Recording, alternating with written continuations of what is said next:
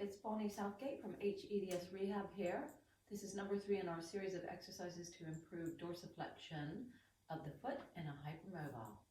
So sometimes the exercises themselves are difficult because the bones are a little bit jammed up and stuck. So this is a really nice way of trying to get things moving with a little bit of help from a band.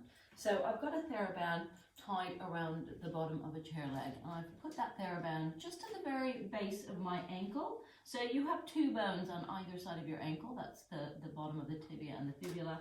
I've got the band coming around those 2 bits. Now I'm going to take it into tension. So I've got some tension around that ankle, and all I'm going to do is start to reach my heel into the ground and lift my forefoot off, and that's going to help bring that tibial bone back at the ankle and then release my foot down. And as I said before in our exercise, second exercise, when you do this, try not to lift the toes first. I want you to think about the toes staying relaxed, and it's a sense of reaching the heel into the ground, and what we're trying to aim for is moving the hind foot rather than the forefoot and bringing the foot down.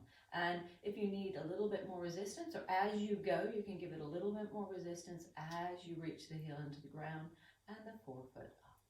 So that is exercise number 3 in our series of improving dorsiflexion in the hypermobile leg and foot. It's Bonnie Southgate from hEDS Rehab. Thank you for watching.